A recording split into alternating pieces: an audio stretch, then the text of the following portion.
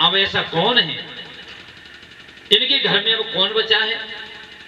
तब अश्वत्थामा ने सोचा, ओहो उत्तरा अभी गर्भवती है, अभी उत्तरा के गर्भ में भी एक संतान पल रही है, उसको भी मैं मार करके रहूंगा चाहे कुछ हो जाए।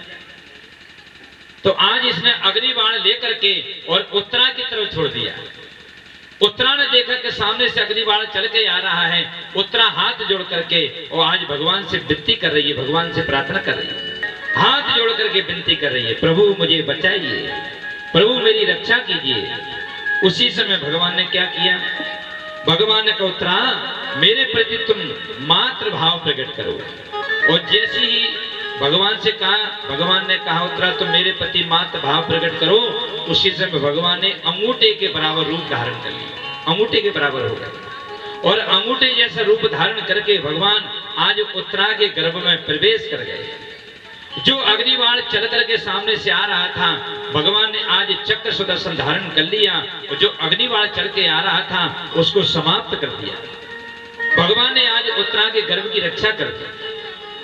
भगवान ने कहा बुआ तुमने जीवन में कितना कष्ट उठाया है, आज तुम्हारे बच्चे एक बार राजा बन गए हैं, बुआ जो तुम चाहो सो मांग लो मुझसे, क्या चाहती हो, पांचों के पांचों। तो कुंती बुआ बोली प्रभु सुख के माथे सिल पर जो सुख हृदय से जाए, बलिहारी व दुख की पल पल नाम रटाए।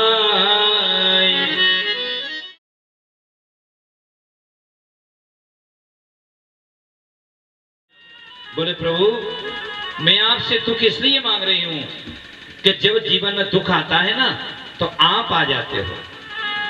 जब जब भी मेरे जीवन में कष्ट आया, जब भी जीवन में तकलीफ आई, जब जीवन में दुख आया तो आप आ जाते हो, और जब आप आ जाते हो तो दुख वहां से भाग जाता। दुख रहता कहाँ है, दुख जब तक है तब तक आप नहीं आए, और जहां पर आप नहीं हो वहीं पर तो दुख है।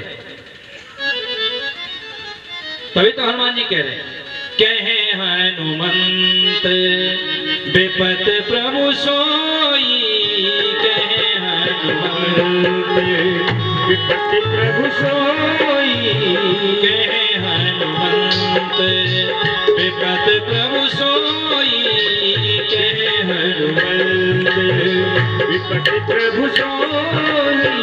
जब तब सुमिरन भजन न होई, जब जब सुमिरन भजन न होई, कहे हनुमंत कहे हनुमंत कहे हनुमंत, कहे हनुमंत विपत प्रभु सोई, और जब तब सुमिरन भजन न होई। सबसे बड़ा दुख इसको बताया है जब वाणी के द्वारा भगवान का नाम नहीं लिया जाता, भगवान की सेवा नहीं की जाती, भगवान की कथाएं नहीं सुनी जाती, भगवान की कथाएं नहीं पढ़ी जाती, वो सबसे बड़ा दुख बताया है। आज कुंती बुआ बार बार मांग रही है, भगवान कह रहे बुआ तुम्हारा पेट नहीं भरा, तुम्हारे जीवन में कितना कष्ट आया, कितना दुख आया, तो भी दुख मांग रही हो।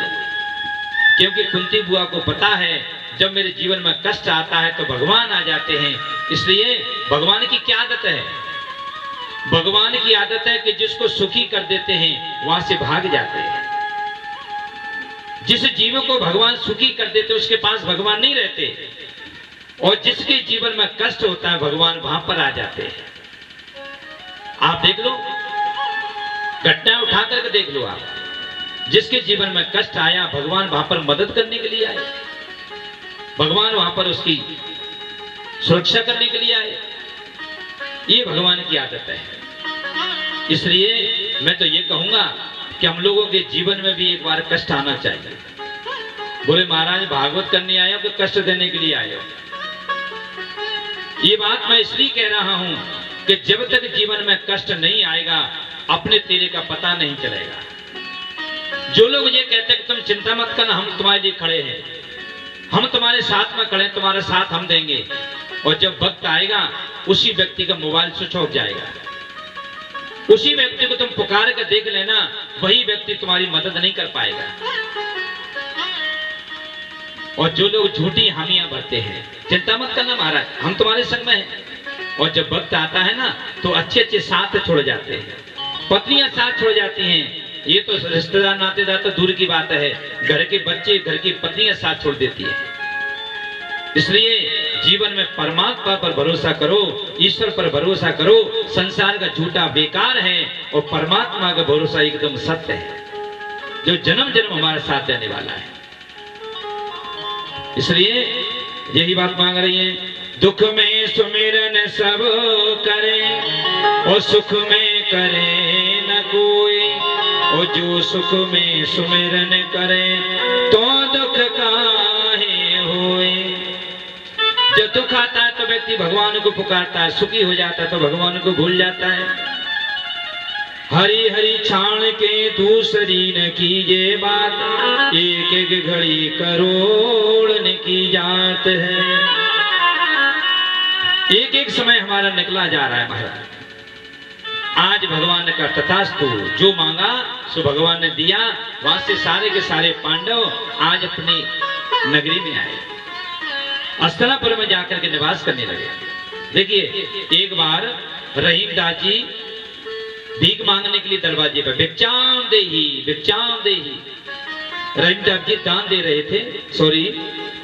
रहीमदास जी एक बार दान दे रहे थे तो एक भिखारी मांगने के लिए आया। भिक्षाम देही, आटा दाल चावल मांग रहा था। तो रहीमदास जी दरवाजे पर खड़े थे और रहीमदास जी ने उसको आटा दाल चावल सामान दे दिया। लेकिन रहीमदास जी का सर नीचे झुका हुआ था, अकड़ कर नहीं दे रहे थे। तो उस भिखारी ने पूछा, क्या बात है महाराज, दान देते समय तुम्हारा सर क्यों झुका हुआ है, सर नीचे क्यों है? तो क्या बोले, देनहार कोई और है और देत रहत दिन रैन, और लोग भरम हम पे करें जासे नीचे नैन। बोले देने वाला कोई और है, लेने वाला कोई और है, लोग भरम हम पे करते हैं कि रहीमदास जी इतना दान पुण्य करते। तो कभी भी हम जब दान करें, पुण्य करें, तो अभी दान पुण्य को कभी गाना नहीं चाहिए कि मैंने इतना किया, मैंने इतना दिया, मैंने ये किया, मैंने वो किया। दान को गाने से दान की वो जो महत्वता है वो खत्म हो जाती है महाराज। वहां से उठ करके आज भीष्म पितामह को लेकर भीष्म पितामह के पास सारे के सारे पांडव सरसैया पर भीष्म पितामह लेते। बाणों की सैया लगी हुई है और बाणों की सैया पर भीष्म पितामह लेते हैं। कुंती बुआ भी गई, द्रौपदी भी गई, पांचों पांडव गए, कन्हैया भी गए संग में, सबके सब दौड़ करके गए। तो भगवान बगल में जाकर के खड़े हो गए। अर्जुन ने जाकर के प्रणाम किया, पितामह प्रणाम करता हूं। तो अर्जुन से कहा, भीष्म पितामह ने, अर्जुन मेरे सर में बड़ी जोर का दर्द हो रहा है, मेरी गर्दन नीचे लटकी है ना, तो तकिया की थोड़ी व्यवस्था करवाओ। अर्जुन ने सोचा कि तकिया, कपड़े वाला तकिया मांग रहे होंगे भीष्म पितामह। तो अर्जुन भागने लगे घर की तरफ। तो भीष्म पितामह बोले, अर्जुन मुझे कपड़े का तकिया नहीं चाहिए, तो बोले तेरा बाणों वाला तकिया चाहिए। उसी समय अर्जुन ने 2 बाण लेकर के उस सर में लगा दिया, सर बिल्कुल सीधा हो गया। अर्जुन बड़ी जोर की प्यास लगी, पहले पानी पिलवा तब तेरे से बातें करेंगे, बहुत दिनों के पड़े हैं यहाँ पर। अर्जुन ने लेकर के बाण को लेकर के जैसी छोड़ा, उसी समय बाण गंगा प्रकट हो गई। बोले गंगे महारानी की जय। बाण गंगा प्रकट हो गई, जल निकल निकल करके आज भीष्म पितामह के आज मुंह में जाने लगा, तृप्ति हुई, पानी पिया। अब उसके बाद अर्जुन से कहा, भगवान ने भीष्म पितामह ने कहा, अर्जुन तेरा वो मुरली वाला नहीं आया, वो काली कमली वाला नहीं आया, टेढ़ी टांग वाला नहीं आया। भगवान पीछे खड़े थे, पैरों की तरफ खड़े थे भगवान। देखो यहां भी एक इशारा है, भगवान की हर कथा में कोई ना कोई इशारा छुपा हुआ है।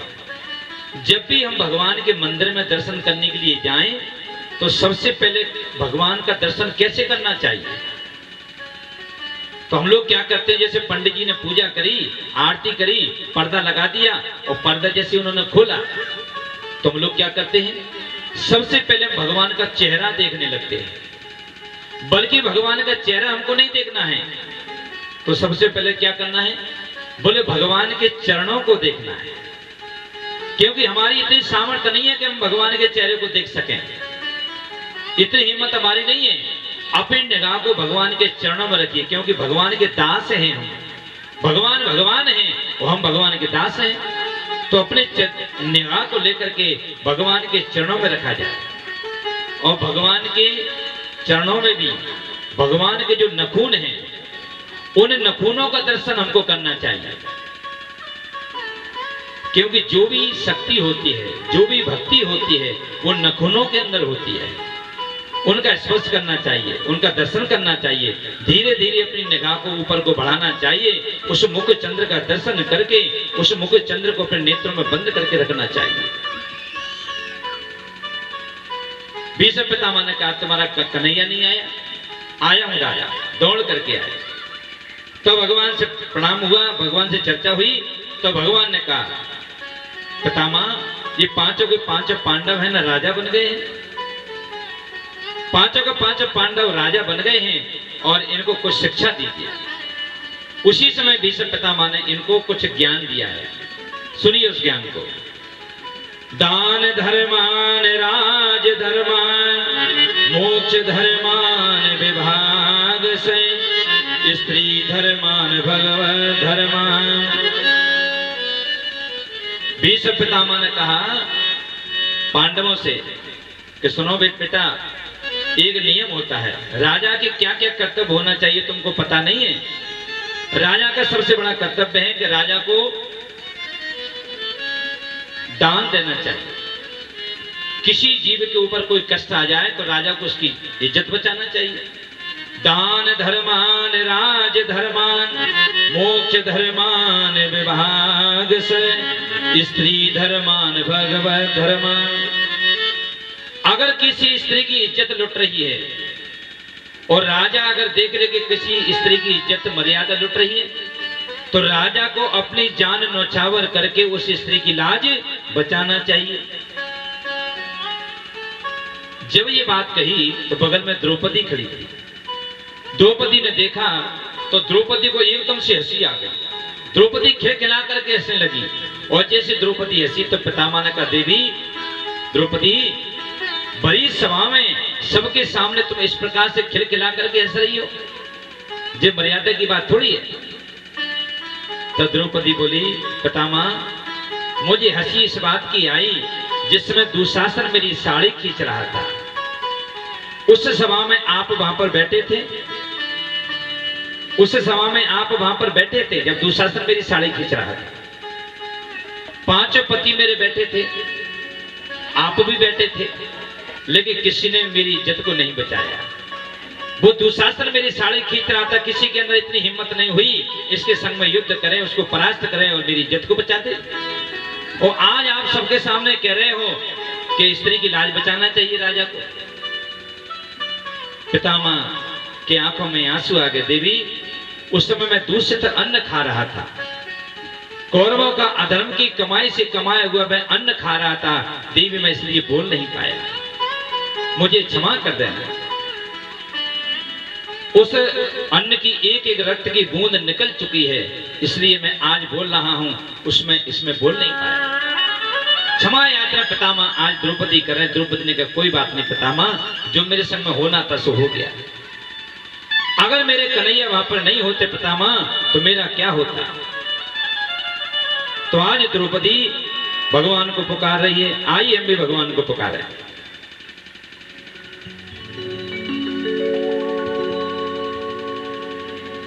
आज द्रौपदी बीच सभा में साड़ी खींच रही है, दूसरा सल साड़ी खींच रहा है, सबके सब लोग तमाशा देख रहे हैं, लेकिन द्रौपदी की कोई मदद नहीं कर पा रहा। आइए इस प्रसंग को बड़े प्रेम के साथ सुने।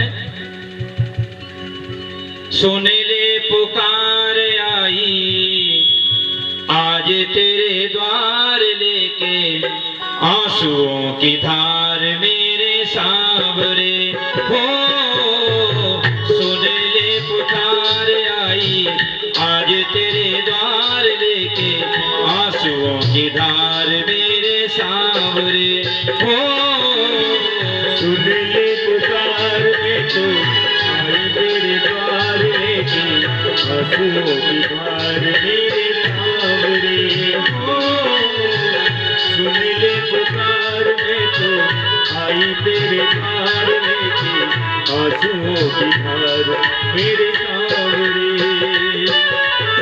मैं तो एक भीख मांगू फैला के हाथ रे, मैं तो एक भीख मांगू पहला के हाथ रे, मैं तो एक भीख मांगू फैला के हाथ रे, मैं तो एक भीख मांगू हो पहला के हाथ रे। सुन ले पुकार आई आज तेरे द्वार लेके, आंसुओं की धार मेरे सांवरे हो।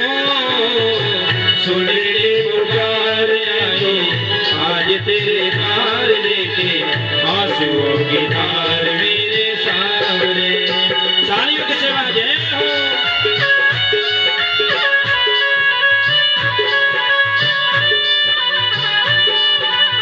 तालियों की सेवा करते रहिए। हरि बोल।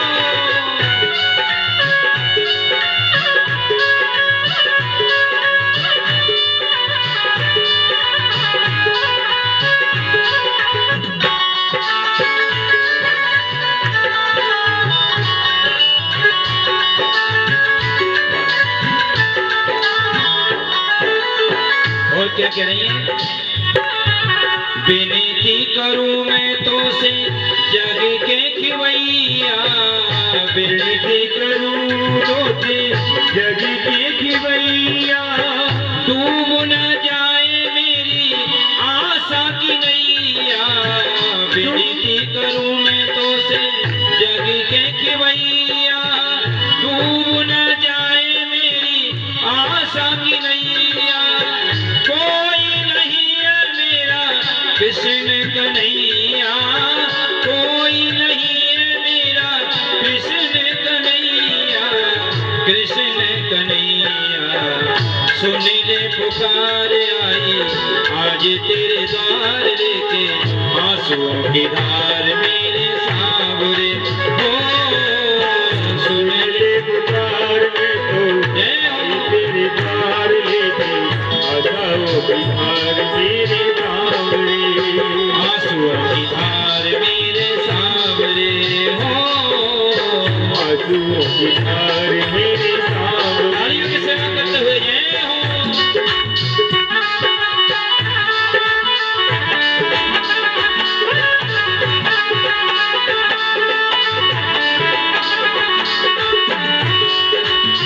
श्री राधे।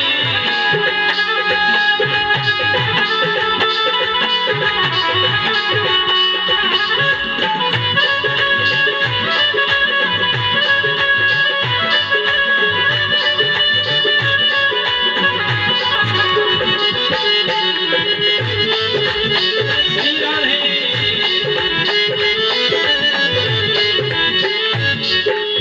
द्रौपदी की साड़ी दुशासन खींच रहा है और द्रौपदी भगवान को पुकारती जा रही है। साड़ी बीच नारी है कि नारी बीच साड़ी है, कुछ समझ नहीं पा रहा। इतने भगवान साड़ी बना रहे हैं। क्या कह रही है? मैंने प्रभु आपसे कुछ नहीं मांगा, मैंने प्रभु आपसे कुछ नहीं मांगा, मैंने प्रभु आपसे कुछ नहीं मांगा, मैंने प्रभु आपसे कुछ नहीं मांगा। आज प्रभु दान दे दे अपनी दया का। मैंने प्रभु आपसे कुछ नहीं मांगा, आज प्रभु दान दे दे अपनी दया का। बदले में चाहे मेरी जान भी ले ले, आज बचा ले दाता इस दुखिया को, इस दुखिया को। सुन ले पुकार आई आज तेरे द्वार लेके, आंसुओं की धार मेरे सांवरे हो। सुन ले पुकार में तो आई तेरे द्वार लेके, आंसुओं की धार मेरे सांवरे, आंसुओं की धार मेरे सांवरे हो। आंसुओं की धार मेरे सांवरे, आंसुओं की धार मेरे सांवरे। बोले बाकी बिहारी लाल की जय। जय श्री राधे। द्रौपदी महारानी ऐसे पूरी बात सुनाई द्रौपदी जी ने। भीष्म पितामह ने बहुत क्षमा याचना करी और द्रौपदी महारानी की साड़ी को भगवान ने बढ़ाए। प्रसंग आप सभी को मालूम है, सुनिए। भीष्म पितामह सरसैया पर लेटे हैं। भीष्म पितामह ने पांडवों को बहुत ज्ञान दिया। अंत में जाकर के भीष्म पितामह ने भगवान से कहा, बोले प्रभु आप एक काम करो, मेरी एक पुत्री है उसके संग में तुम विवाह कर लो। अब जैसे ही भगवान ने सुना कि भीष्म पितामह का तो विवाह थोड़ी हुआ है, तो इनकी बेटी कहां से हो गई? जब विवाह होगा तभी तो बेटी होगी। तो भगवान ने पूछा, पितामह तुम तो नेष्ठ ब्रह्मचारी हो, तुम्हारा विवाह कब हो गया? तो भीष्म पितामह बोले कि मेरी एक बेटी है। कौन सी बेटी है? बोले बुद्धि रूपी बेटी है। इतिमति रूप कल्पिता वितृष्णा भगवती सात्वत पुंगवे प्रभूमि। कन्हैया मेरी एक बुद्धि रूपी बेटी है, उसके संग में तुम्हारे अलावा कोई विवाह नहीं कर सकता है। उस बुद्धि रूपी मेरी जो बेटी है वो तुम्हारे संग में वर्ण करना चाहती है कि तुम जैसा वर्ण, तुम जैसा पति मेरी बुद्धि रूपी बेटी को मिल सकता है क्या? तो इतमति रूप कल्पिता वितृष्णा, मेरी बेटी के संग में तुम विवाह कर लीजिए। उसी समय भगवान सामने खड़े हो गए और भीष्म पितामह हाथ जोड़ करके भगवान से विनती कर रहे हैं, लेटे हुए सरसैया पर, और कहते जा रहे हैं, इतना तो करना स्वामी जब प्राण तन से निकले, गोविंद नाम लेकर जब प्राण तन से निकले, पीतांबरी कसी हो छवि मन में यूं बसी हो, मोरा सावरा निकट हो जब प्राण तन से निकले। इतना तो करना स्वामी जब प्राण तन से निकले। हाथ जोड़ करके विनती करी भगवान से, और भगवान खड़े हैं। एकादशी का दिन है, सूर्य उत्तरायण से दक्षिणायन से उत्तरायण की ओर हुआ, और उसी समय हाथ जोड़ करके विनती जब भगवान से भीष्म पितामह ने जब करी, इनको इच्छा मृत्यु का वरदान था, इनके अंदर से एक ज्योति निकली, वो जाकर के भगवान में जाकर के लीन हो गई। इनके शरीर को लेकर गंगा जी के किनारे से रखा गया और उसी समय दाग संस्कार किया। दाग संस्कार इनके किया और इनका शरीर जल गया, और यहाँ पर वहां से उठ करके सारे के सारे द्वारका नगरी की तरफ गए। और जैसी द्वारका में गए तो आज पूरी की पूरी द्वारका दुल्हनी की तरह सज रही है। दरवाजे दरवाजे पर कलश रखे हुए हैं, दरवाजे दरवाजे पर अप्सराएं नाच रही हैं, दरवाजे दरवाजे पर चौक लग रहे हैं। अविवादनशील से नित्य विद्योपसेवन चत्वार तस्या वर्धन्ते आयु विद्या यशो बलम। भगवान ने जाकर के सबसे पहले अपने माता पिता को प्रणाम किया। माता पिता को प्रणाम किया, उसके बाद पत्नियों से प्रेम के साथ में मिले हैं, बड़े आनंद के साथ में विराजमान हुए महाराज। बड़ा आनंद हुआ है, बहुत दिनों तक वहां पर रहे। अर्जुन लौट करके आए तो भीलों ने इनको लूट लिया। समय समय की बात है, समय बड़ा बलवान, और भील ने लूटी गोपिका, बे अर्जुन बेईमान। समय समय की बात है, समय बड़ा बलवान, भील ने लूटी गोपिका, बे अर्जुन बेईमान। आज अर्जुन को लूट लिया महाराज। ये सब चर्चा आपको मालूम है। वहां से अर्जुन लौट करके आए और अर्जुन बड़े प्रेम के साथ में यहाँ निवास करने लगे। सुखदेव जी कहते महाराज आगे जाकर कथा आती है, उत्तरा के गर्भ की जब रक्षा भगवान ने करी तो समय पाकर के उत्तरा के गर्भ से एक संतान प्रकट हुई। और जब ये प्रकट हुए, ये संतान प्रकट हुई तो परीक्षा कर रहे थे, चारों तरफ परीक्षा कर रहे थे। किस बात की? कि जिन्होंने मेरी गर्भ में रक्षा करी थी वो संसार में कहाँ है। चारों तरफ परीक्षा कर रहे थे। इनका नाम परीक्षित जी महाराज रख दिया। बोले परीक्षित जी महाराज की। इनका नाम परीक्षित रख दिया। ये थोड़े से बड़े हुए, ब्राह्मणों को बुलाया, ब्राह्मणों ने इनका नाम रखा, बढ़िया इनके गुण देखे, सारी की सारी चर्चा बताई। उसके बाद में यहां से आगे जाकर परीक्षित जी महाराज थोड़े से बड़े हुए, इनके घर के अंदर एक संदूक रखा हुआ था। एक संदूक इनके घर में रखा था परीक्षित जी के यहाँ। तो परीक्षित जी महाराज ने उस संदूक को खोला। जैसे उस संदूक को खोला तो संदूक के अंदर एक सोने का मुकुट रखा हुआ था। उस सोने के मुकुट को देख करके परीक्षित जी महाराज ने अपने सर के ऊपर धारण कर लिया। उस मुकुट को अपने सर पर धारण करके परीक्षित जी महाराज आज शिकार करने के लिए जंगल की तरफ निकल गए। और जैसे ही जंगल की तरफ गए तो क्या देखा, एक बैल है, एक गाय है, एक काला काला सा पुरुष है, उस गाय को दंडित कर रहा है, उस बैल को मार रहा है। 3 पैर इसने तोड़ दिए, चौथे पैर को भी तोड़ना चाहता है। जब यहां से परीक्षित जी महाराज गए तो बोले तुम कौन हो, यहाँ पर मेरे राज्य में क्या कर रहे हो? बोले महाराज मेरा नाम कलयुग है, चलो जाओ यहां से। तो कलयुग बोला मैं प्रभु जाऊंगा कहां, मैं रहूंगा कहां पर? तब यहाँ पर परीक्षित जी महाराज ने कलयुग को 4 स्थान दिए। द्यूतम पानम स्त्रियम सूना, जहां पर जुआ खेला जाता है वहां जाकर के तुम निवास करो। जहां पर मदिरा पी जाती है वहां जाकर के तुम निवास करो। जहां पर स्त्रियों के संग में व्यभिचार होता है वहां जाकर के तुम निवास करो। और जहां पर कसाई खाना है वहां जाकर के तुम निवास करो। तो द्यूतम पानम स्त्रियम सूना, ये 4 स्थान ऐसे हैं जहां पर कलयुग निवास करता है।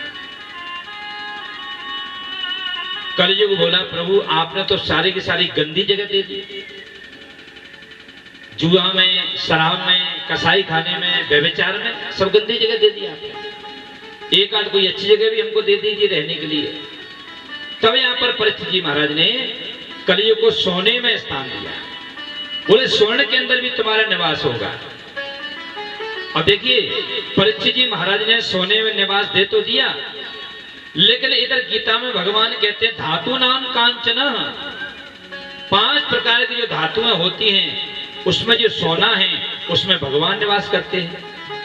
और परीक्षित जी महाराज ने सोने में निवास आज कलयुग को दे दिया। तो ये फैसला कैसे होगा कि कौन से सोने में कलयुग निवास करता है और कौन से सोने में भगवान निवास करते हैं? ये कैसे पता चलेगा, ये कैसे मालूम पड़ेगा? तो इसका भी उदाहरण दिया है। क्या बोले कि जो सोना मेहनत मजदूरी करके जो पैसा है उससे जो सोना बनवाया गया है उसमें भगवान निवास करते हैं। और जो किसी का हड़पा हुआ सोना है, जो छीना हुआ सोना है, उसमें कलयुग निवास करता है। ऐसा भाव बताया। बोलो बांके बिहारी लाल की जय। परीक्षित जी महाराज आगे को बढ़े चले गए। आगे जाकर के जंगल में परीक्षित जी को प्यास लगी थी। समीक ऋषि तपस्या कर रहे थे। जब समीक ऋषि तपस्या कर रहे थे तो इन्होंने कहा महाराज जी मुझे थोड़ा जल पीना, मुझे पानी पिला दो। समीक ऋषि को सुनाई नहीं दिया तो इन्होंने क्या किया, एक मरा हुआ सर्प लेकर के उनके गले में डाल दिया और वहां से चले गए। समीक ऋषि के पुत्र हैं श्रृंगी ऋषि, जो जल के अंदर स्नान कर रहे थे। वहां से जो उठ करके आए, इन्होंने देखा कि पिताजी के गले में मरा हुआ सर्प डला हुआ है। तो इन्होंने क्या किया, उस तीर से लेकर के उस सर्प को निकाल दिया और जल हाथ में लिया। जल हाथ में लेकर के इन्होंने श्राप दिया। ओह परीक्षित जी महाराज आए थे। इति लंगत मर्या तक्षम सप्तमे हनि। अरे परीक्षित जी महाराज मैं तुमको श्राप देता हूं, आज से ठीक 7वें दिन सर्पों का जो राजा है तक्षक, वो तुमको डसेगा और तुम्हारी मृत्यु हो जाएगी। ये श्राप दे दिया। वहां से चले गए। समीक ऋषि की जब समाधि खुली तो श्रृंगी ऋषि ने कहा पिताजी यहाँ पर एक राजा परीक्षित आए थे, मैंने उनको श्राप दे दिया। बेटा तुमने बहुत गलत किया, जल्दी दौड़ करके जाओ, उसके जाकर के सूचना दो। यहां से दौड़ करके समीक ऋषि के पुत्र श्रृंगी ऋषि गए और कहा महाराज सुनिए, मैंने तुमको 7 दिन का श्राप दिया है, 7 दिन बाद तुम्हारी मृत्यु हो जाएगी, कोई उपाय करना हो तो कर लो। उसी समय परीक्षित जी महाराज ने अपने पत्नियों को छोड़ा, बच्चों को छोड़ा, वहां से उठ करके सीधे आज जंगल की तरफ चले गए।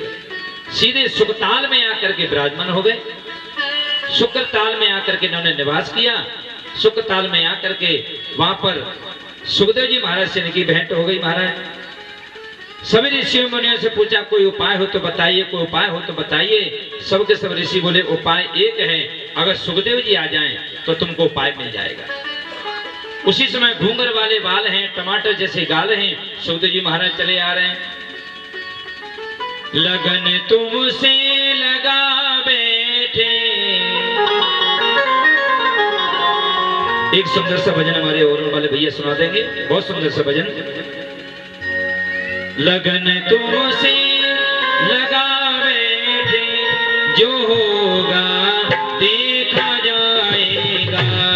लगन तुमसे लगा बैठे, जो होगा देखा जाएगा। लगन तुमसे लगा बैठे, जो होगा देखा जाएगा। लगन तुमसे लगा बैठे, जो होगा देखा जाएगा। आगे की सेवा करते रहिए। जो होगा देखा जाएगा, जो होगा देखा जाएगा। जो होगा देखा जाएगा, जो होगा देखा जाएगा।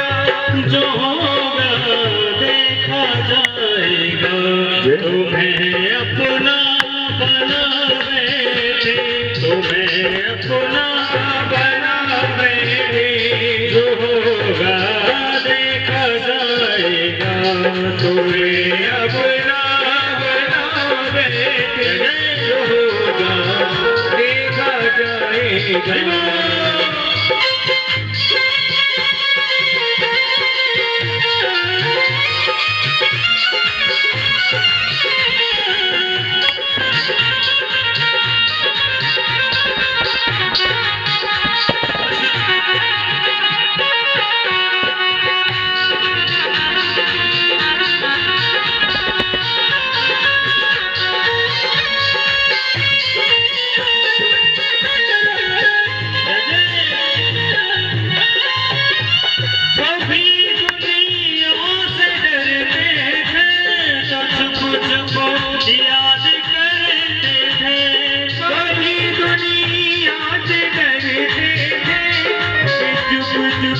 याद करते थे, छुप छुप याद करते थे।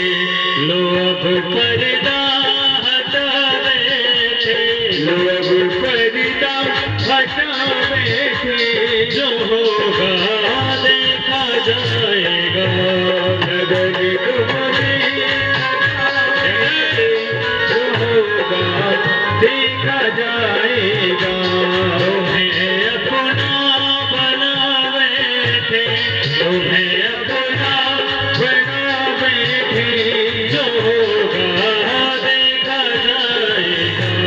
लगन प्रभु से लगा बैठे, जो होगा देखा जाएगा।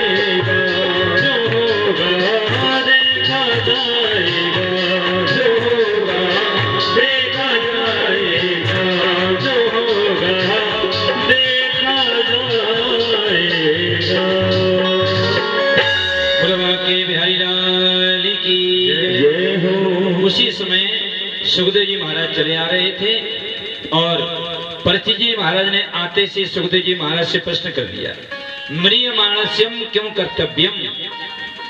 बोले प्रभु, संसार में जितने भी जीव हैं, जंतु हैं, पशु हैं, पक्षी हैं, सबके पास मात्र 7 दिन है और इन्हीं 7 दिन में व्यक्ति का मृत्यु हो जाएगी। अगर परीक्षित जी महाराज चाहते तो अपने स्वयं के लिए दवाई ढूंढते। जो व्यक्ति बीमार होता है तो अपने लिए दवाई लेने के लिए डॉक्टर के पास जाता है, लेकिन परीक्षित जी महाराज ने ऐसा नहीं किया। तुझे दवाई परीक्षित जी महाराज ने सबके लिए मांगी है। संसार में जितने भी जलचर, थलचर, नवचर, नाना जय जड़ चेतन जीव जहाना, सबके पास मात्र 7 दिन है। इन 7 दिन में इस व्यक्ति का जन्म होता है, मृत्यु हो जाती है। महाराज, तो कोई उपाय हो तो हमको बताइए। सुखदेव जी महाराज ने कहा, परीक्षित, तुमने बहुत सुंदर प्रश्न किया है। ये प्रश्न तुमने अपने लिए नहीं किया, पूरे संसार के लिए किया है। कितनी सुंदर बात तुमने कही है। तो सारे के सारे संत महात्माओं को खबर हो गई कि परीक्षित जी महाराज ने अपना घर परिवार सब छोड़ दिया और सुख ताल में जाकर के विराजमान हो गए। वहां पर परीक्षित जी महाराज नीचे बैठे हैं, सुखदेव जी महाराज ऊपर बैठे हैं, मंच लगा हुआ है, बड़ी सुंदर। यहाँ से सुखदेव जी महाराज कथा कहेंगे और परीक्षित जी महाराज कथा को सुनाएंगे। तो अभी तक कौन कह रहा था महाराज कथा? बोले अभी सूत जी महाराज सोनका ऋषियों को ये कथा श्रवण करा रहे थे। विदुर जी महाराज मैत्र जी महाराज को ये कथा सुना रहे थे। गोकर्ण जी महाराज धुंधकारी को ये कथा सुना रहे थे और भगवान भोलेनाथ पार्वती मैया को ये कथा सुना रहे थे। और आज हमारे ठाकुर जी महाराज आप लोगों को उसी कथा को सुना रहे थे। कथा वही है। तात मिले पौने मात मिले सुत, भ्रात मिले जुवती सुखदाई। सारे के सारे संत महात्मा सबके समान दौड़े दौड़े चले आ रहे हैं।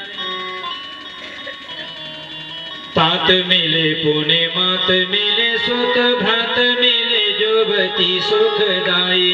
तात मिले सुत मात मिले सुत, भ्रात मिले जुवती सुखदाई। राज मिले गज राज मिले सब साज मिले बंसी चित पाई। आज मिले गज राज मिले सब साज मिले बंसी चित पाई। लोक मिले परलोक मिले विधि लोक मिले बैकुंठ हो जाई। सुंदर और मिले सब ही सुख संत समागम दुर्लभ भाई। सुंदर और मिले सब ही सुख संत समागम दुर्लभ भाई। सुंदर और मिले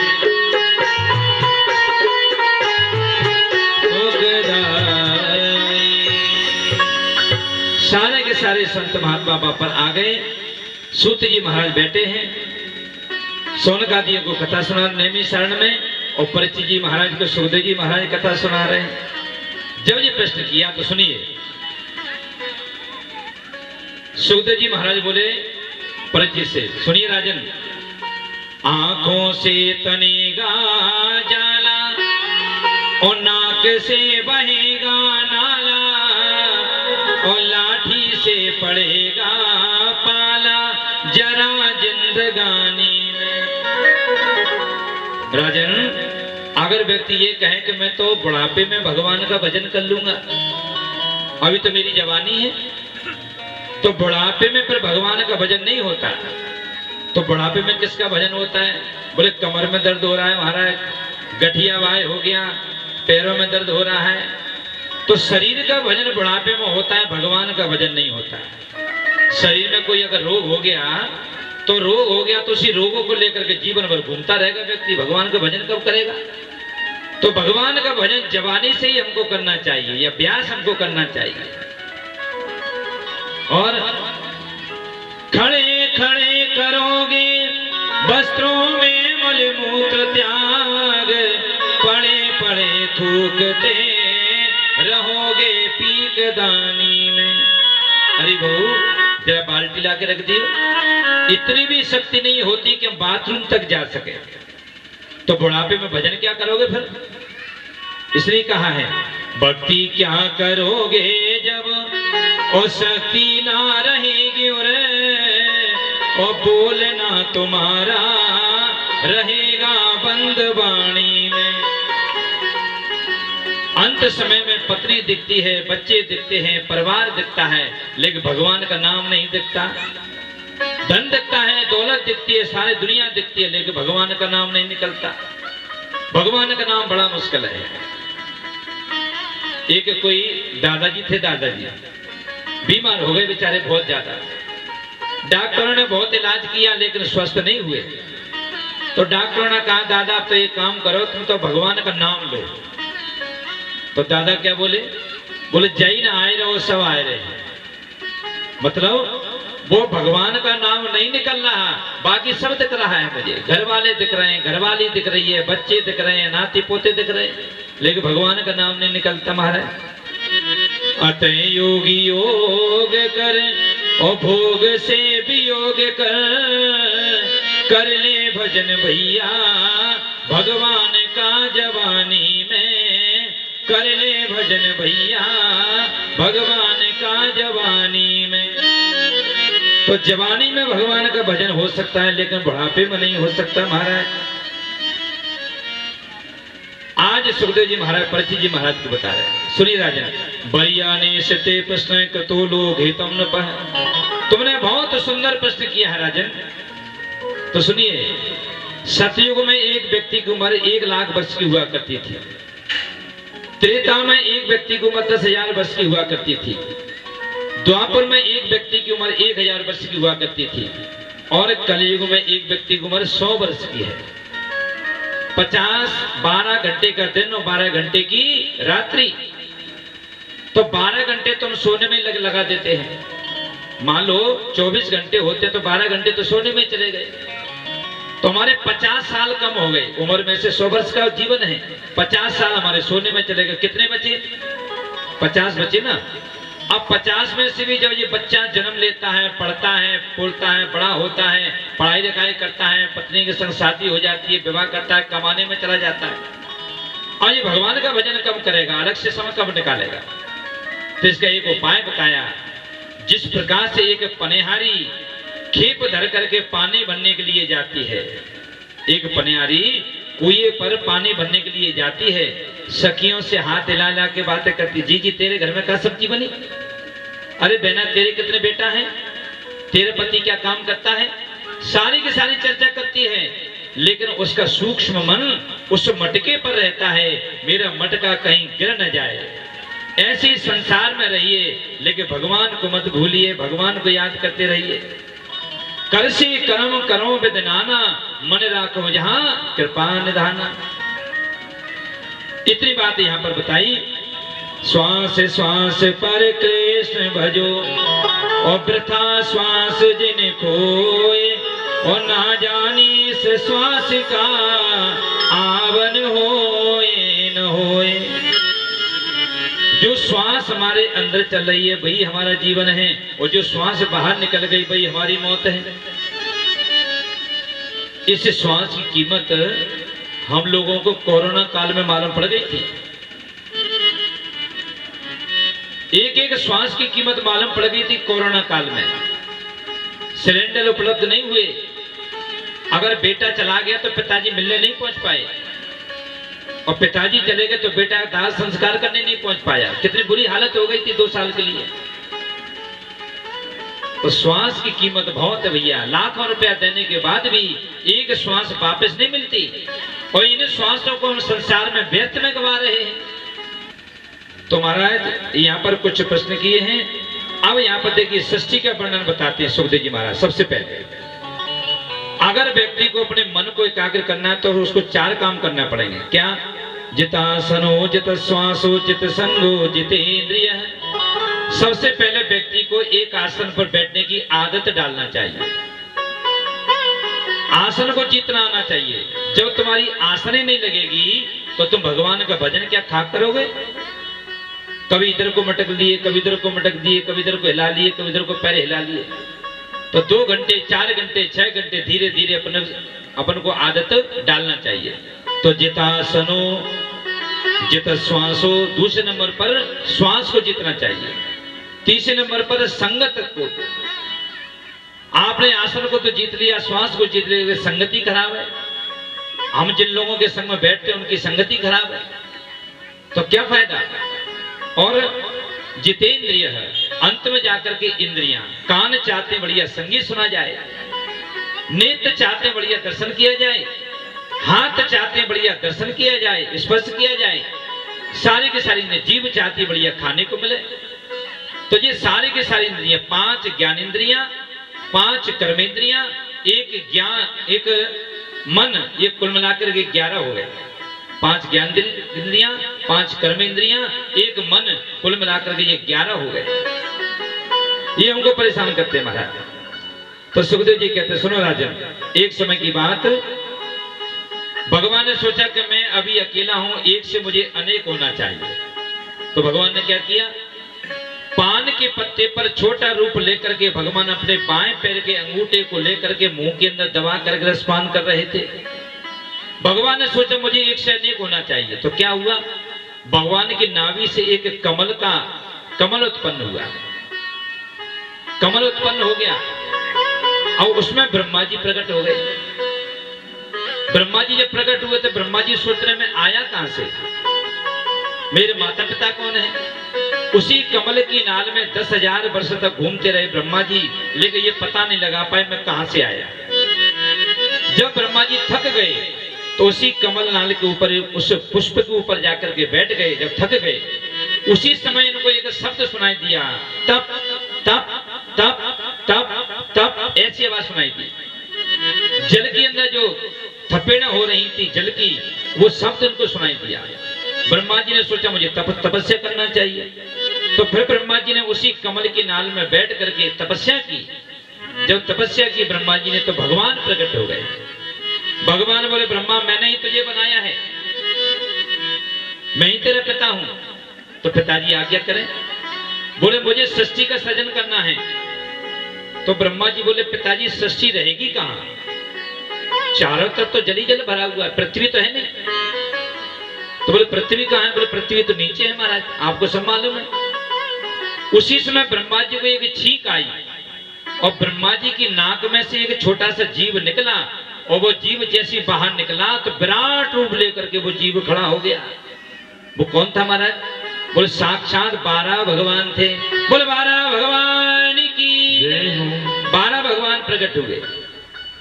और उसके बाद 12 भगवान जल के अंदर पहुंचे।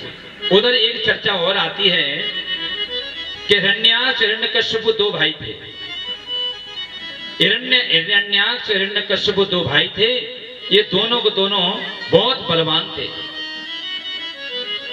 हिरण्याक्ष एक बार दिग्विजय करने के लिए घूम रहा था संसार में, स्वर्ग में गया, पूरा का पूरा स्वर्ग खाली हो गया। नीचे जमीन पर आया, कोई है मुझसे युद्ध करने वाला। तो ब्रह्मा जी महाराज मिल गए, वो नारद जी मिल गए। नारद जी से पूछा कि महाराज सुनो, तुम्हें तंबूरा बजाना आता है, लड़ाना बढ़ाना भी आता है कि नहीं आता, और कुछ काम भी आता है तुमको। तो नारद जी ने कहा कि महाराज हमको लड़ना भिड़ना तो नहीं आता, लेकिन हमको लड़ाना भिड़ाना बहुत अच्छी तरह से आता है। तो ये हिरण्याक्ष बोला कि हमको लड़वा दो। तब नारद जी ने कहा कि भैया सुनो, अभी अभी एक जीव प्रकट हुआ है, वो जल के अंदर चला गया है, और तुम उसी जल के अंदर चले जाओ, तुम्हारे जन्म जन्म की खुजली को वो हमेशा के लिए मिटा देगा। आज ये हिरण्याक्ष नारद जी महाराज की बातों में आ गया, उस जल के अंदर कूद गया। और जैसे जल के अंदर कूदा तो आज पहले से वहां पर 12 भगवान बैठे थे। दोनों के अंदर भीषण युद्ध हुआ। 12 भगवान ने हिरण्याक्ष का वध कर दिया, और जो पृथ्वी जल के अंदर थी उसको ला करके जल के ऊपर ला करके स्थापित कर दिया। उसके बाद सृष्टि प्रारंभ हुई। सृष्टि में सबसे पहले क्या हुआ, सनक सनंदन सनातन सनत कुमार 4 भाइयों को प्रकट किया। इनसे कहा कि बेटा तुम मेरे सहयोग करो, इन्होंने चारों ने मना कर दिया। ब्रह्मा जी नारद जी को प्रकट किया, ब्रह्मा जी ने, नारद जी ने भी मना कर दिया। अंत में जाकर के आती है बात, भगवान भोलेनाथ से कहा कि बोले भोलेनाथ को प्रकट किया। शंकर जी से कहा कि तुम भी हमारा सृष्टि में सहयोग करो। तो शंकर जी ने क्या किया, भूत हैं, प्रेत हैं, पिशाचनी हैं, डाकनी है, सब के सब प्रकट कर दिए। ब्रह्मा जी ने कहा महाराज ऐसी सृष्टि अगर हमने करवा दी तो पूरे संसार में भूत ही भूत दिखेंगे, फिर तो ऐसी सृष्टि हमको नहीं करवानी, शांत हो जा। भगवान बोले ना, शांत हो गए। अब उसके बाद में एक बाण से मनु महाराज और एक बाण से शत्रुपा जी को प्रकट किया और दोनों की मैथुनिक सृष्टि यहाँ से प्रारंभ हुई। इनके द्वारा आकुति, देवहूति, प्रसूति, 3 कन्याएं और 2 पुत्र हुए। उत्तानपाद और प्रियव्रत 2 बालक प्रकट हुए। इन्हीं के द्वारा ये पूरा का पूरा संसार बसा हुआ है महाराज। ये ऐसी कथा यहाँ पर आती है। बोलो बाकी बिहारी लाल की जय, जय जय श्री राम। हिरण्याक्ष हिरण्यकश्यपु ये कैसे प्रकट हुए? कश्यप ऋषि महाराज की पत्नियां 2, दिति और अदिति। एक बार कश्यप ऋषि महाराज तपस्या कर रहे थे जल के अंदर, तो इनकी पत्नी दौड़ करके चली आई दिति महाराज। जैसी आई तो बोले स्वामी मुझे संतान चाहिए। कश्यप ऋषि ने कहा देवी ये शाम का समय है, मेरे भगवान भोलेनाथ का समय है, उस समय ये समय ठीक नहीं है। नहीं महाराज मुझे तो संतान चाहिए, मुझे तो संतान चाहिए। उसी समय इन दोनों का संयोग हुआ और इनके गर्भ में साक्षात 2 संतान आ गई। कश्यप ऋषि ने इनको श्राप दिया कि मैं तुमको श्राप देता हूं, शाम के समय तुमने मेरा भगवान का भजन करने से तुमने विवधान डाला है तो तुम्हारे गर्भ से 2 राक्षस प्रकट होंगे। उन राक्षसों को मारने के लिए भगवान को आना पड़ेगा। 3 अवतार भगवान के होंगे और 3 अवतार तुम्हारे होंगे महाराज। तो भगवान ने भी 3 अवतार लेकर के इनका उद्धार किया है और इधर इनका भी 3 जन्म धारण हुए महाराज। ये सब बात बताइए। बोला बाकी बिहारी लाल की जय। इसलिए बताया है कि शाम के समय हमको 4 कार्य नहीं करना चाहिए। क्या नहीं करना चाहिए? बोले शाम के समय हमको आहारम भोजन नहीं करना चाहिए। जब दोनों वक्त मिले तो या तो दिया बत्ती नहीं हो पाए उससे पहले पहले भोजन कर लो या दिया बत्ती के बाद में भोजन करो। तो जो व्यक्ति शाम के समय भोजन करता, दोनों वक्त जब मिलते हैं तो अक्सर बीमार रहता है। आहारम। और महाराज व्यक्ति को सोना नहीं चाहिए। दोनों वक्त जब मिले तो कितनी भी नींद आ रही हो, कितने भी हम थके हों, लेकिन थोड़ा सा उठ करके बैठ जाइए और उसके बाद दिया बत्ती हो जाए, उसके बाद आराम से सो जाइए। कोई विशेष कोई बीमारी है, कोई समस्या है तो एक बात अलग है। तीसरी बात बोले स्त्री संबंध हमको शाम के समय नहीं बनाना चाहिए। अगर जो व्यक्ति शाम के समय स्त्री संबंध बनाता है तो क्या होगा उसके यहाँ? बोले उसके यहाँ राक्षस संतान प्रकट होगी और फिर माताएं रोती हैं ऐसा राक्षस प्रकट हुआ है कुछ पूछो मत, पूरा घर परेशान है इसके मारे। दिन रात दारू पीता है, दिन रात परेशान करता है, चोरियां करता है, डकैतियां डालता है, फिर बाद में रोती है। तो हमेशा सतर्कता की आवश्यकता है। शाम के समय में ये काम कभी नहीं करना चाहिए, नहीं तो घर में राक्षस संतान प्रकट होगी। और विद्या नहीं पढ़ना चाहिए। छोटे बच्चों को शाम के समय विद्या नहीं पढ़ना चाहिए। जब दिया बत्ती हो जाए उसके बाद आराम से विद्या पढ़ें। विद्या पढ़ने का समय सवेरे 4 बजे का है। सवेरे जल्दी उठो, 3 साढ़े 3 बजे, 4 बजे बैठ करके बढ़िया आराम से अध्ययन करो। थोड़ा सा आप पढ़ोगे ज्यादा याद हो जाएगा और शाम के समय पढ़ोगे तो जो पढ़ाया है ना उसको भी भूल जाओगे। ऐसा यहाँ पर बताया। बोले बाकी बिहारी लाल की जय। सुखदेव जी महाराज कहते हैं एक समय की बात, एक बार भगवान ने सोचा कि चलो शांति दूत बनकर के पांडवों को एक बार समझाया कि कौरव पांडव आपस में भाई भाई हैं, इनको जरा कुछ सुंदर हमको ज्ञान देना चाहिए। तो एक बार भगवान जब शांति दूत बनकर के जब कौरवों को समझाने के लिए गए तो बहुत सारी बातें बताई, लेकिन दुर्योधन माना नहीं। दुर्योधन ने भगवान के लिए 56 प्रकार के व्यंजन बनवाए थे, 56 प्रकार के। और दुर्योधन ने भगवान से कहा प्रभु ये बातें तो रात भर होती रहेंगी, पूरी रात पड़ी है, आप तो एक काम करो पहले 56 प्रकार का जो मैंने भोग बनवाया है ना उसको भोग को पालो, उसके बाद आराम से बातें करते रहेंगे। भगवान बोले दुर्योधन भोजन हमेशा 2 स्थिति में किया जाता है, या तो भोजन करवाने वाले के अंदर श्रद्धा भाव हो या भोजन करने वाले के अंदर भूख हो। तुम्हारे अंदर श्रद्धा नहीं है और मेरे अंदर भूख नहीं है, इसलिए आज मैं तुम्हारे यहाँ भोजन नहीं करूंगा, लेकिन मेरा आज निमंत्रण है ना विदुर काका के घर में। अब विदुर काका दूर खड़े होकर के इनकी पूरी चर्चा सुन रहे थे। विदुर काका ने सोचा कि मैंने इनका न्योता कब कर दिया, मैंने इनका निमंत्रण कब कर दिया कि भगवान कह रहे कि मेरा तो निमंत्रण विदुर काका के घर में। विदुर काका ने सोचा कि भगवान की बात कभी असत्य नहीं होती, अब ये कह रहे हैं कि तो निश्चित रूप से आएंगे जरूर घर पे। वहां से विदुर काका उठे और जाकर के विदुरानी को बताया। विदुरानी कदरी वन में रहती थी, विदुर काका कदरी वन में रहते थे। दुर्योधन ने इनको घर से भगा दिया था। विदुरानी को जाकर के बताया, विदुरानी आज मेरे घर पे मेरे प्रभु आने वाले हैं, तुम जल्दी से तैयारी करो, गोबर का लेपन करो। गाय का गोबर लेकर के आई, आज पूरे आंगन को लीप रही है, भाव में डूबी हुई है। गोबर से लीप करके पूरे आंगन को और सीधे स्नान घर में स्नान करने के लिए चली गई। जब स्नान घर में स्नान कर रही थी, उसी समय भगवान वहां से दौड़ करके गए। कहीं पटका गिर रहा है, कहीं खड़ाऊ गिर रही हैं। दौड़ करके भगवान पहुंचे और दरवाजा बाजा, काकी एक काकी जरा दरवाजा खोल, काकी एक काकी जरा दरवाजा खोल, आवाज लगा रहे।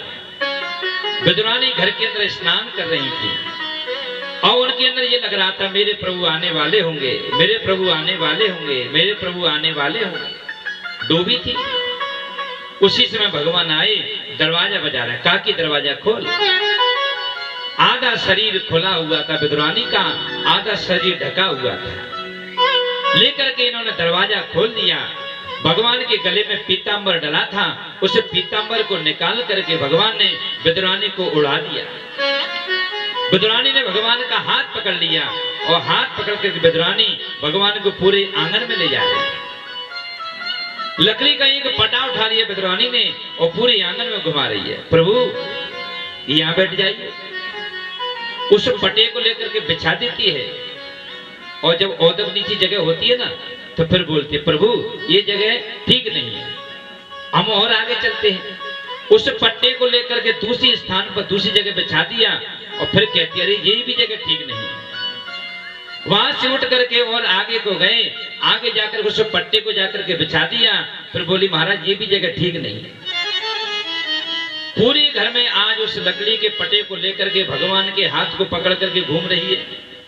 अब भगवान मन में सोच रहे हैं कि सारे दिन ऐसे घुमाती रहेगी कि बैठा लेगी।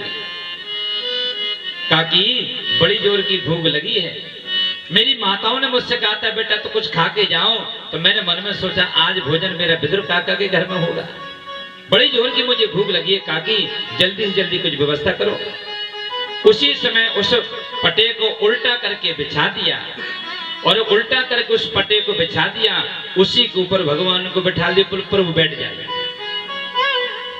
जब व्यक्ति भाव में डूबता है ना, और जब व्यक्ति भाव में डूबा होता है तो उसको पता नहीं चलता मैं कर क्या रहा हूं। भाव का भूखा हूं मैं, भाव ही बस सार है। भाव का भूखा हूं मैं, भाव ही बस सार है। भाव का भूखा हूँ मैं, भाव ही किसार है। जो भजे मुझको सदा उसका बेड़ा पार है। जो भजे मुझको सदा उसका बेड़ा पार है। भाव बिन कुछ भी मुझे ले मैं उसे लेता नहीं। भाव बिन कुछ भी मुझे मैं उसे लेता नहीं। और भाव से एक फूल भी दे, भाव से एक फूल भी दे, वह मुझे स्वीकार है। भाव से एक फूल भी दे, वह मुझे स्वीकार है। भाव का भूखा हूं मैं, भाव ही बस सार है। भाव का भूखा हूँ जय हो। भाव ही कितार है। और बांध लेते भक्त मुझ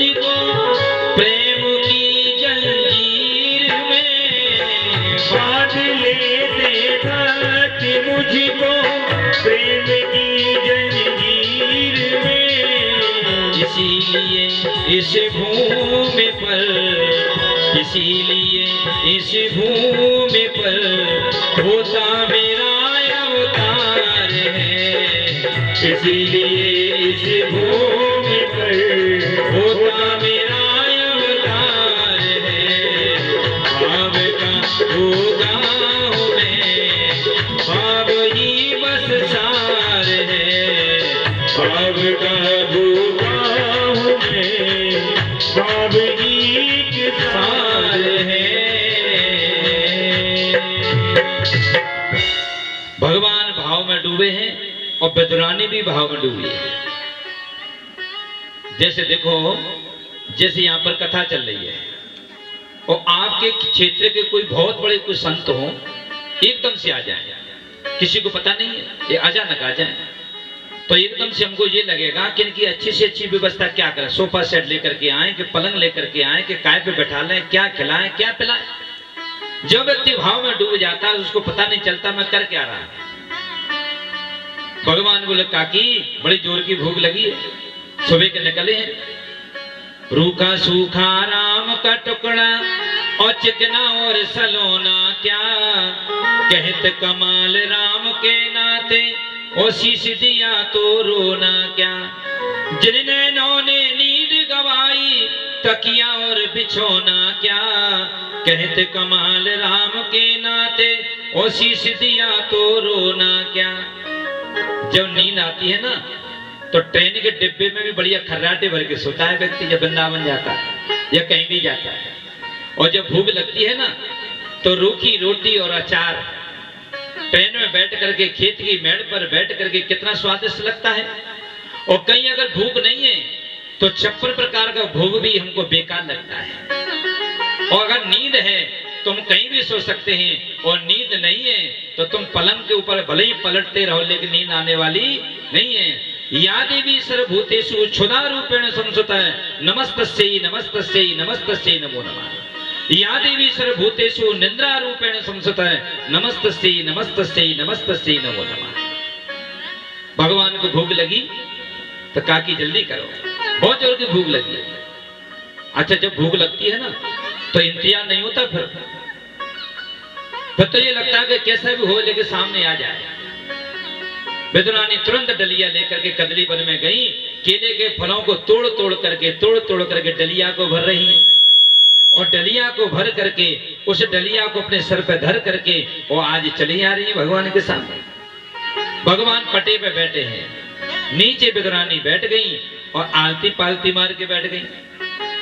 आज उस केले के छिलके को छीलती जा रही हैं और केले के छिलके को लेकर के भगवान को मुख में धरती जा रही है और केले के फल को नीचे रखती जा रही है।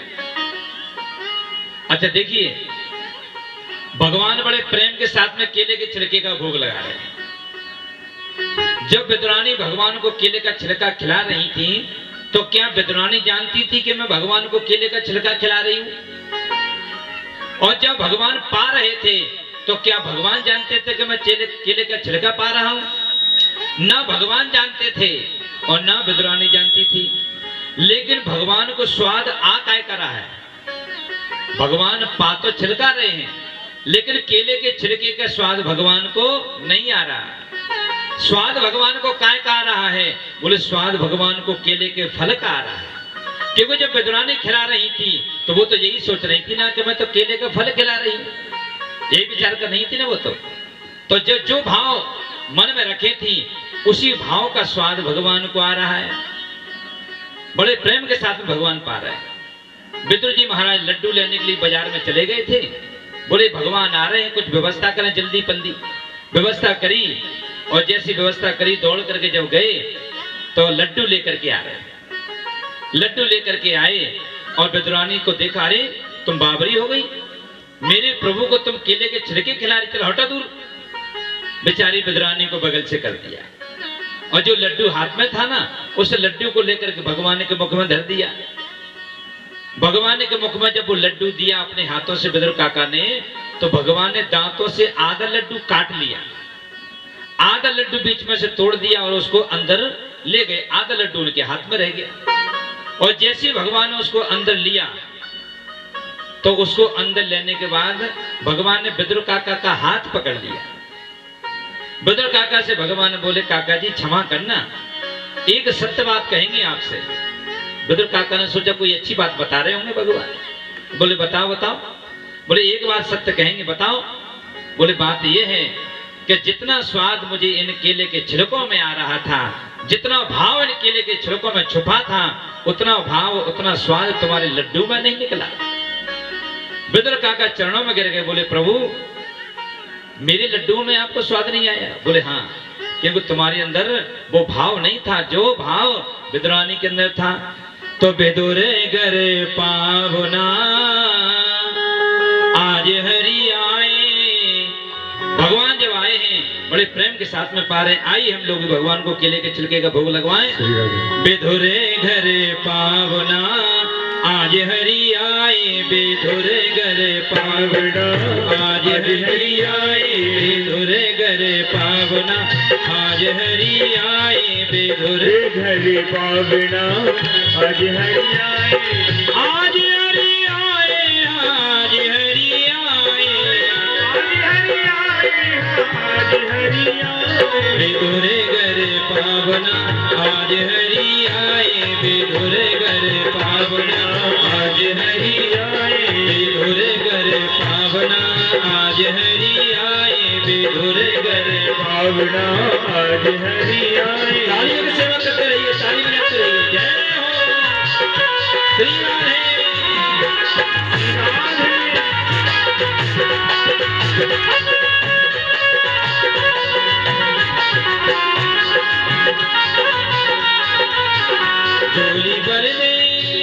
झोली भर दे मेरी राधा रानी, झोली भर दे मेरी राधा रानी, तेरे दर से न जाऊंगा खाली, तेरे दर से न जाऊंगा खाली। वो झोली भर दे, वो झोली भर दे, वो झोली भर दे मेरी राधा रानी, तेरे दर से न जाऊंगा खाली, तेरे दर से न जाऊंगा खाली, तेरे दर से न जाऊंगा खाली। ओ तेरे दर से न जाऊंगा खाली। तालियों की सेवा करते हुए जय हो श्री राधे।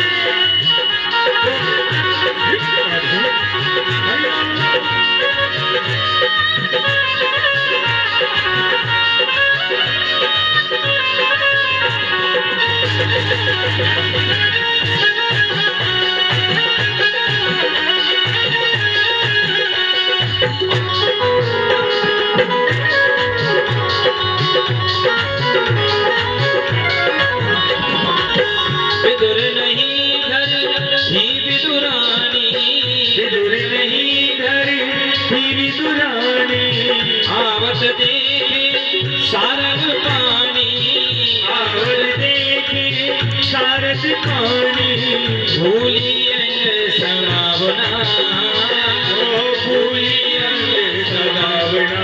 आज हरि आए विदुर घर पावना, आज हरि आए विदुर घर पावना, आज हरि आए विदुर घर पावना, आज हरि आए। अच्छा देखिए कितने लोगों को यहाँ पर भगवान आए हैं ना। अगर तुम चाहो ना कि धनुष बाण लेकर के मुरली लेकर के भगवान तुम्हारे मैदान में आ जाए तो आने वाले नहीं है। भगवान को महसूस करना पड़ता है कि जो काम हो रहा है वो भगवान की कृपा से हो रहा है, जो कर रहे हैं सो भगवान कर रहे हैं। तो भगवान विदुरानी के घर में पधारे, ऐसी कामना करी कि भगवान हमारे घर भी ऐसी पधारे। तो किन किन लोगों को खुशी है इस भागवत जो चल रही है यहाँ पर, कितनी माताओं को खुशी है इस भागवत की और कितने आदमियों को खुशी है? हाथ उठा करके बताइए किस किस को खुशी है। सभी को खुशी है। तो जब व्यक्ति खुशी होता है तो क्या करता है? जब व्यक्ति खुशी होता है तो क्या करता है? नाचता है ना। तो नाचता है तो आगे वाले नाच रहे, पीछे वाले बैठे हैं आराम से। अरे भैया ये चार बेचारी बच्चियां हैं, जब देखो जब जय नाच रही हैं तो इन्होंने का ठेका ले रखा है नाचने का। अरे भैया जब हम कथा सुन रहे हैं भगवान की तो कुछ थोड़े से उधर से खड़े हो जाओ, दो चार उधर से खड़े हो जाओ, एक दो उधर से खड़े हो जाओ तो आनंद आ जाएगा। इसलिए भगवान के दरबार में जो नाच लेता है उसको दुनिया के सामने नाचने की आवश्यकता नहीं पड़ती। ये भगवान का दरबार है। नहीं तो व्यक्ति यहाँ नहीं नाचा ना तो दुनिया के सामने नाचना पड़ेगा।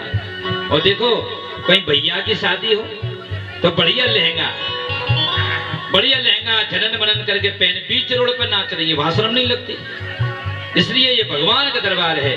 बढ़िया नाचते हुए गाते हुए ताली बजाते हुए आन लेते हुए बिधुरे घर पावना आज हरि आए, बिधुरे घर पावना आज हरि आए, बिधुरे घर पावना आज हरि आए, बिधुरे घर पावना आज हरि आए। तालियों की सेवा जय हो।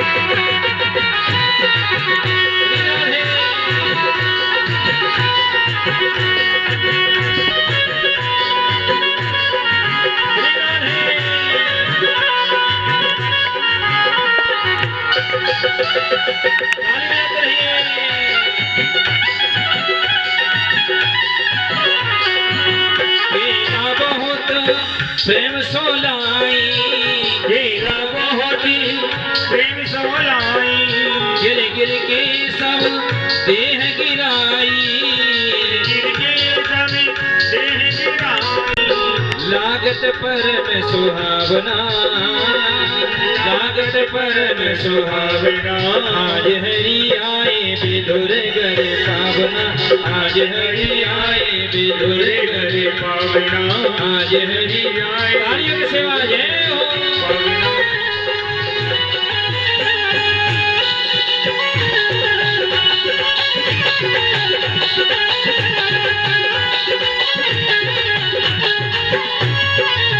इतने में बिधुर घर आए, इतने में बिधुरी घर आए, खोटे खोटे वचन सुनाए, खोटे खोटे वचन सुनाए, लागत परम सुहावना, लागत परम सुहावना आज हरि आए बिधुर घर पावना, आज हरि आए बिधुर घर पावना, आज हरि आए बिधुर घर पावना, आज हरि आए बिधुर घर पावना, आज हरि आए बिधुर घर पावना, आज हरि आए बिधुर घर पावना, आज हरि आए बिधुर घर पावना, आज हरि आए बिधुर घर पावना।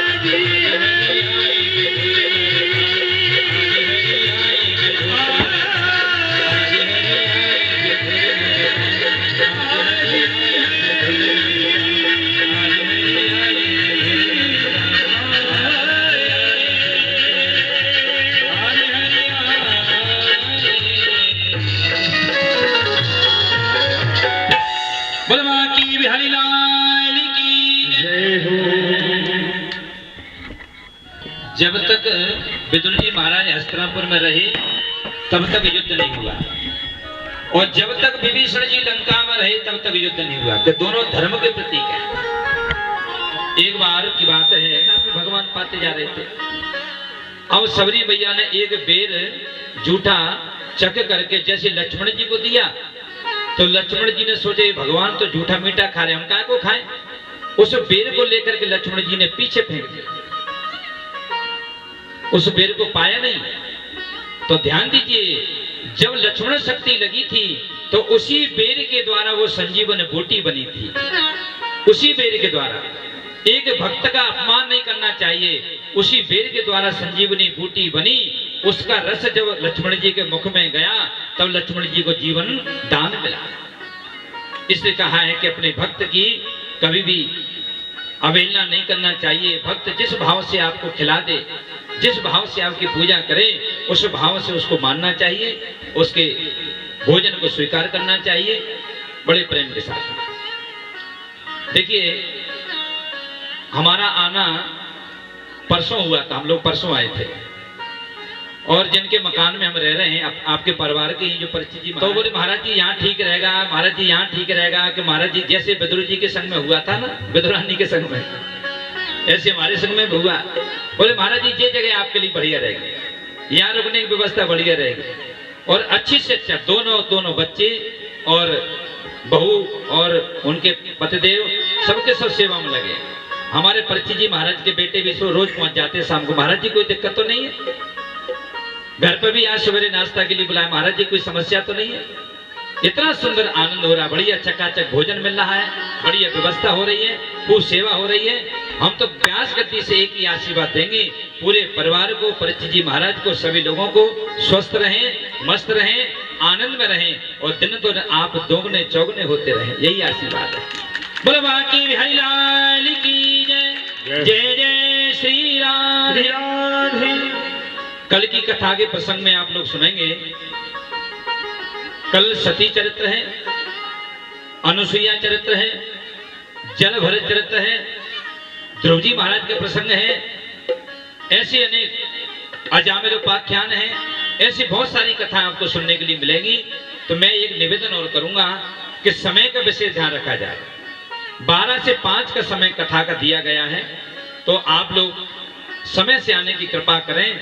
समय से जब आ जाएंगी तो हमको आनंद भी आएगा और समय से देखो जैसे जैसे कथाएं आगे को बढ़ेंगी तो समय तो वैसे ही खींचेगा।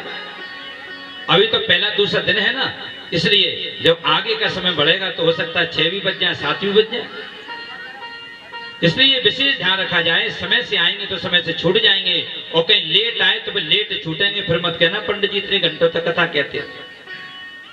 आप लोग तो उठ के चले भी जाते हो, लघु संज्ञा करे आते हो, पानी पी आते हो, हम तो वहीं की वहीं बैठे, बंद हुए कि जब से चालू हुए जब से।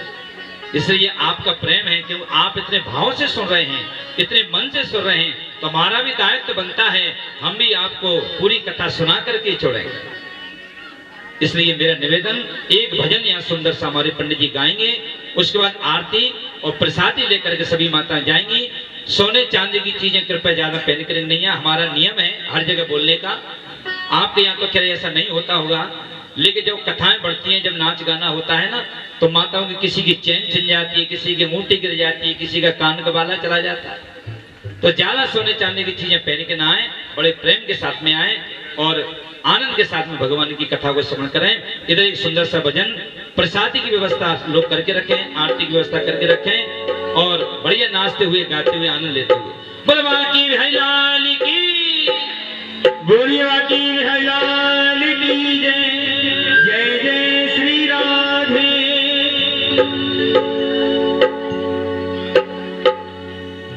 कहते हैं कि जो कान्हा के दर पे लेगा नाच और उसके जीवन में कभी नहीं आएगी, क्या नहीं आएगी आवाज। तो जिनको कान्हा के दर पर नाच की भी हाजिरी लगानी है, ठाकुर जी को रिझाना है, कोई तन से, कोई मन से, कोई भक्ति भाव से रिझाता है, तो ठाकुर जी आपके गांव में भी आए हैं, नगर में आए हैं। तो ये श्रीधाम वृंदावन बन चुका है। तो श्रीधाम वृंदावन में नाचते हुए झूमते हुए राधा रानी का गुणगान करना है। तो आइए, जिन भक्तों को नाच की हाजिरी लगानी है वो लगा सकते हैं। कहते हैं महको तो यूं महको के गुलशन में बाहर आ जाए और नाच की हाजिरी इस तरह लगाओ इन भक्तों को जोश आ जाए। अभी तो वैसे ही बैठे हैं आलस में, चिंता मत करो, आरती भी होने वाली है। बोलिए बाकी बिहारी लाल की।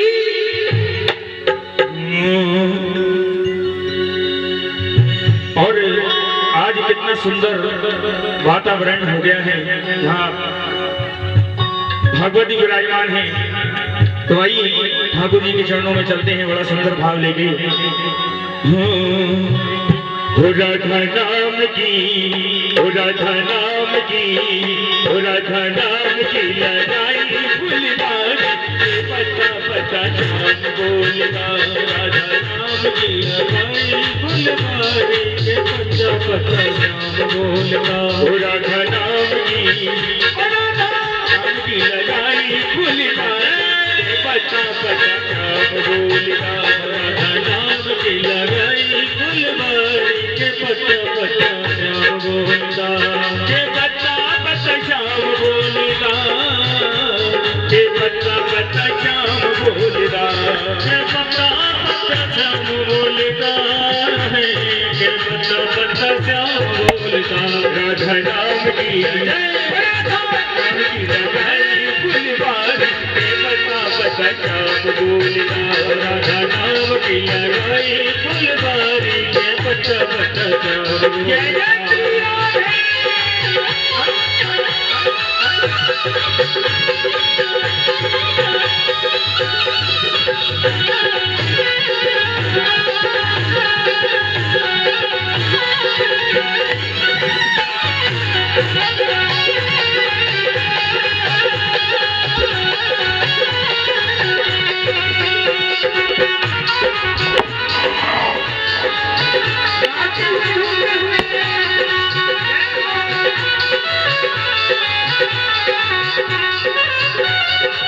गली गली में महकी उसी की, गली गली में महकी उसी की, गली गली में महकी उसी की, गली गली में महकी उसी की। हर पति में चहकी उसी की, हर पति में चहकी उसी की, हर पति में चहकी उसी की, हर पति में लागे मोर कोके,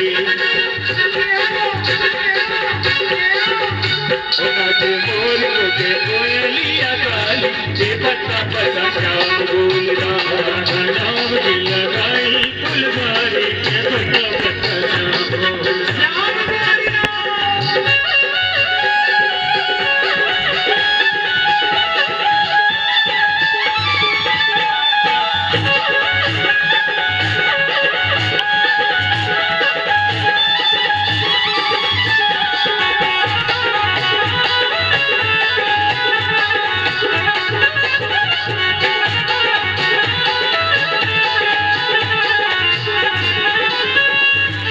प्रेम की गली से दीजिए बगिया, गली से दीजिए बगिया, प्रेम की गली से दीजिए बगिया, प्रेम की गली से दीजिए बगिया। महके वाले महकी सखिया, महके वाले महकी सखिया, महके वाले महकी सखिया, महके वाले ऐसी पागल की पागल की बगिया है नारी, के पता पता श्याम बोलता। नाम की लगाई फुलवारी, के पता पता श्याम बोलता। जो श्याम का हो जाता है उसकी तो वारी न्यारी हो जाते हैं। वो जब से सावरे ने, जब से सावरे ने, जब से सावरे ने पकड़ा मेरा हाथ, हो गई मेरी बल्ले बल्ले। जब से सावरे ने पकड़ा मेरा हाथ, हो गई मेरी बल्ले बल्ले। जब से सावरे ने पकड़ा मेरा हाथ, हो गई मेरी बल्ले बल्ले। जब से सावरे ने पकड़ा मेरा हाथ, हो गई मेरी बल्ले बल्ले। बल्ले बल्ले जी हो गई बल्ले बल्ले, बल्ले जी हो गई बल्ले बल्ले, बल्ले बल्ले जी हो गई बल्ले बल्ले, बल्ले जी हो गई बल्ले बल्ले। जब से सावरे ने, जब से सावरे ने, जब से सावरे ने पकड़ा मेरा हाथ, हो गई मेरी बल्ले बल्ले। सावरे ने पकड़ा मेरा हाथ, हो गई मेरी बल्ले बल्ले। जब से सावरे ने पकड़ा मेरा हाथ, हो गई मेरी बल्ले बल्ले। सावरे ने पकड़ा मेरा हाथ, हो गई मेरी बल्ले बल्ले। तो उठाइए दोनों हाथ। अगर ठाकुर जी ने अगर दोनों हाथ दिए हैं तो अपने दोनों हाथ ऊपर उठाइए। किन किन को दिए हैं जरा देखें, किन किन को दिए हैं। खुद तो सोच रहे उठाऊं कि नहीं उठाऊं। अरे कोई 20 किलो का बांट नहीं उठवा रहा तुमने, जो उठ ही नहीं रहा। जरा दोनों हाथ ऊपर उठाकर और मीठी मीठी ताली बजाते हुए और कहना क्या, जय राधे राधे, श्री राधे राधे, जय राधे राधे, श्री राधे राधे। ऐसे नहीं, ऐसे नहीं, खड़े हो जाइए अपने अपने स्थान पर और नाचते हुए झूमते हुए। बैठे बैठे भी हैरान हो गए होंगे, पैर जकड़ गए होंगे। तो आइए नाचते हुए झूमते हुए जय राधे राधे राधे राधे राधे राधे श्री राधे राधे जय राधे राधे राधे श्री राधे राधे राधे राधे राधे श्री राधे राधे राधे राधे राधे श्री राधे राधे राधे राधे राधे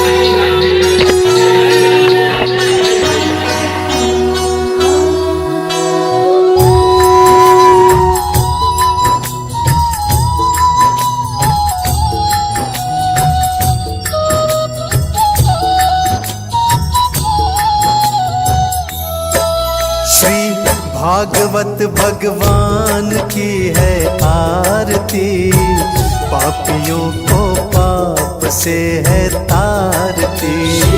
भागवत भगवान की है आरती, पापियों को पाप से है तारती। पापियों को पाप से है तारती। पापियों को पाप से है तारती।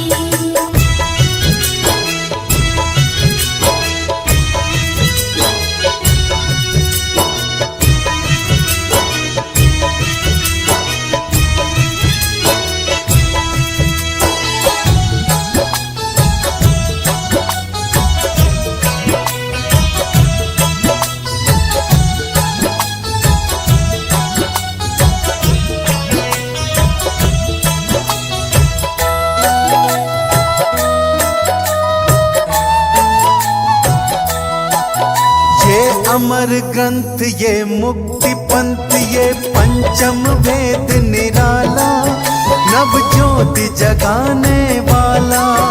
ये अमर ग्रंथ ये मुक्ति पंथ ये पंचम वेद निराला, नव ज्योति जगाने वाला। हरि नाम यही हरि धाम यही, हरि नाम यही हरि धाम यही। जग के मंगल की आरती, पापियों को पाप से है तारती। श्री भागवत भगवान की है आरती, पापियों को पाप से है तारती। पापियों को पाप से है तारती। भागवत भगवान की है आरती, पापियों को पाप से है तारती।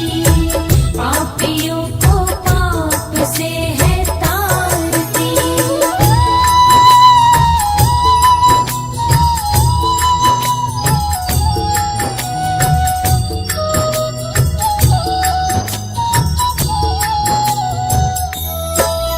ये शांति गीत पावन पुनीत, हर कष्ट मिटाने वाला, सब दर्श कराने वाला।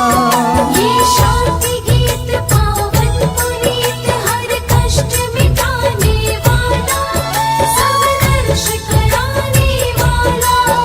ये सुख करनी ये दुख हरनी, ये सुख करनी ये दुख हरनी। श्री मधुसूदन की आरती, पापियों को पाप से है तारती। श्री भागवत भगवान की है आरती, पापियों को पाप से है तारती। पापियों को पाप से है तारती। भागवत भगवान की है आरती, पापियों को पाप से है तारती। पापियों को पाप से है तारती।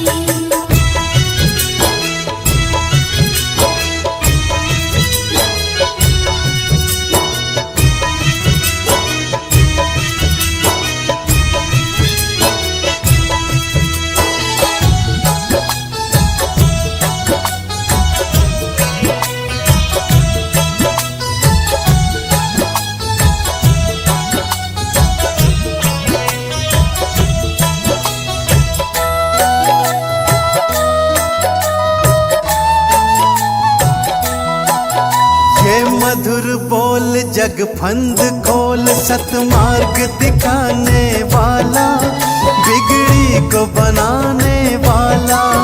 ये मधुर बोल जग बंद खोल, सतमार्ग दिखाने वाला, बिगड़ी को बनाने वाला। श्री राम यही घनश्याम यही, श्री राम यही घनश्याम यही, प्रभु की महिमा की आरती, पापियों को पाप से है तारती। श्री भागवत भगवान की है आरती, पापियों को पाप से है तारती, पापियों को पाप से है तारती। भागवत भगवान की है आरती, पापियों को पाप से है तारती। श्री भागवत भगवान की है आरती, पापियों को पाप से है तारती।